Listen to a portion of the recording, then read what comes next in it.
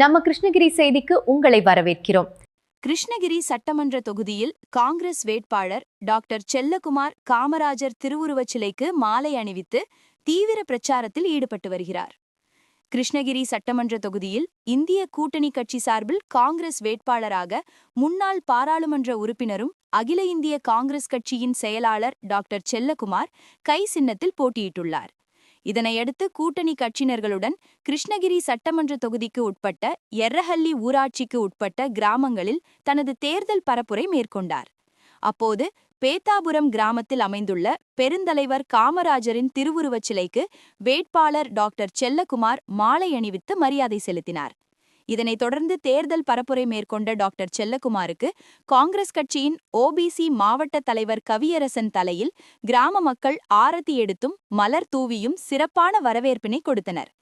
பின்னர் கை சின்னத்திற்கு வாக்கு சேகரித்த வேட்பாளர் டாக்டர் செல்லகுமார், நாடு நலம் பெற வேண்டும் என்றால் நடைபெறவுள்ள சட்டமன்ற தேர்தலில் கை சின்னத்தில் வாக்களித்து வெற்றி பெறச் செய்தால் தமிழகத்தில் மீண்டும் ஒரு நல்லாட்சி மு.க.ஸ்டாலின் அவர்களின் தலைமையில் அமையும் பட்சத்தில் பெண்களின் முன்னேற்றத்திற்காக உங்களது வங்கிக் கணக்கில் மாதந்தோறும் 2000 மட்டுமின்றி ரூபாய் 8000 கூப்பனையும் வழங்க தமிழக முதல்வர் தயாராக உள்ளார். ஆகையால் இந்த சட்டமறை தேர்தலில் அனைவரும் காங்கிரஸ் கட்சிக்கு வாக்களித்து தன்னை வெற்றி பெற செய்ய வேண்டும் என்று கேட்டுக்கொண்டார்.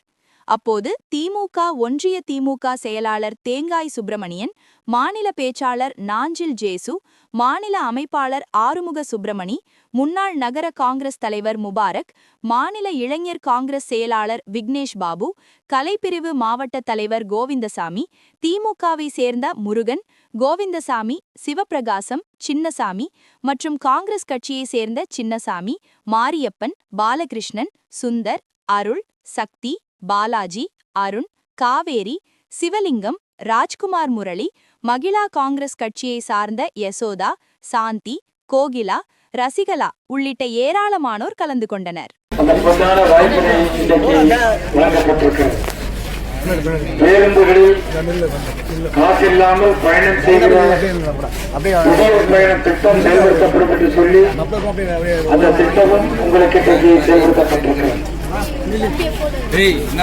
பல பல்லாயிரக்கணக்கான கோடி ரூபாய் செலவில் கிராமப்புற சாலைகள் அமைப்பதாக இருந்தாலும், குடிநீர் திட்டங்களாக இருந்தாலும், பல தொழிற்சாலைகளாக இருந்தாலும், பல லட்சம் இளைஞர்களுக்கு வேலைவாய்ப்பாக இருந்தாலும் தொடர்ந்து பல்வேறு நலத்திட்டங்களை கடந்த காலத்தில் மத்திய அரசு நிதி ஒதுக்கீடு தரவில்லை என்று சொன்னாலும் மாநில அரசு அந்த பொறுப்புகளை உணர்ந்து கொண்டு தளபதியார் பல்வேறு திட்டங்களை செயல்படுத்தி இருக்கிறார்கள்.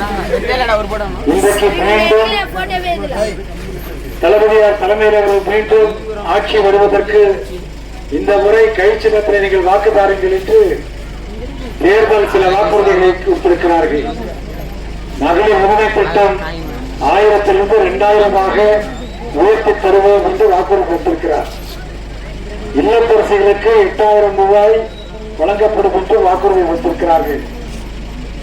உங்க வீட்டுக்கு எது தேவையோ, எந்த பொருள் இல்லையோ அந்த பொருளை நீங்களே தேர்வு செய்து வாங்கிக் கொள்ளுகிற அந்த உரிமை உங்களுக்கு வழங்கப்பட்டு அதற்கான நிதி உங்கள் கையிலே கொடுக்கப்படுகிறது.